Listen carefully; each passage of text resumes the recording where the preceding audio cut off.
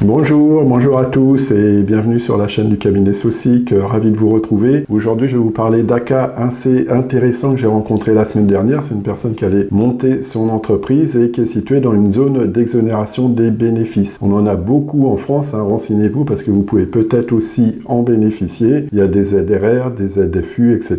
Les noms ont beaucoup changé là, sur ces dernières années. Vous pouvez vous renseigner auprès de votre mairie, auprès de différents organismes pour voir si vous pouvez en bénéficier. Toujours est-il que ça permet de bénéficier d'une exonération d'impôt. Alors, comme j'en parle assez souvent, lorsque vous bénéficiez d'une exonération d'impôt sur les bénéfices, vous avez vraiment intérêt à opter à l'impôt sur le revenu, puisque dans ces cas-là, tous les bénéfices vous remontent à vous et vous êtes totalement exonéré d'impôt. Alors qu'à l'impôt société, votre société est exonérée, mais après, si vous devez récupérer l'argent de la société, cet argent ne sera pas exonéré d'imposition. Donc, cette personne-là, en fait, bénéficier de l'exonération d'impôt sur les bénéfices, et mon premier réflexe a été de lui dire optez pour une société ou une entreprise soumise à l'impôt sur le revenu pour bénéficier des exonérations. On a discuté, tout ça, ça a pris un peu de temps et j'ai appris que la personne bénéficiait de l'ARE.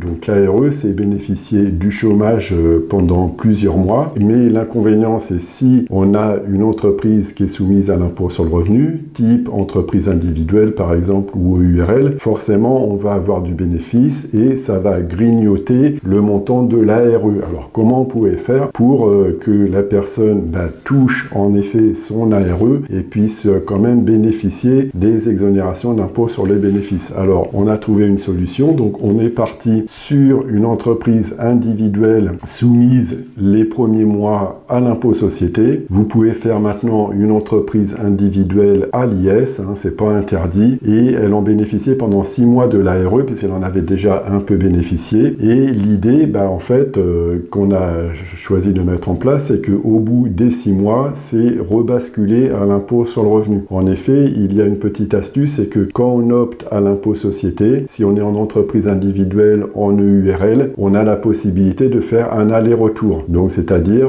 rebasculer à l'impôt sur le revenu. Alors attention, vous pouvez le faire qu'une seule fois, cet aller-retour, mais c'est tout à fait possible. Donc, ça va lui permettre, pendant ces 6 mois, de toucher son ARE qui ne sera pas raboté du fait de ses revenus, puisque à l'impôt société, en effet, elle ne va pas prendre de rémunération. Et au bout de ces 6 mois, rebasculer à l'impôt sur le revenu, donc rebasculer en 2026 à l'impôt sur le revenu, pour pouvoir bénéficier complètement des exonérations d'impôt sur le revenu. Voilà, donc c'était une petite astuce. Donc en fait, c'est pour vous dire qu'on peut commencer à l'IS et les 5 premières années rebasculer à l'impôt sur le revenu. Dans le cas précis, c'était intéressant en effet pour elle puisque ça lui permettait de bénéficier de l'ARE et des exonérations d'impôt sur le revenu pendant toutes les années encore qui couraient, puisque en général l'exonération d'impôt sur les bénéfices elle est pour 5 ans. Voilà, j'espère que cette information vous sera utile et si ça vous a plu, vous pouvez liker, ça m'encourage un peu à continuer, c'est pas toujours facile, et à partager, j'espère, des informations utiles. Voilà, je vous souhaite une bonne journée, je vous dis à très bientôt.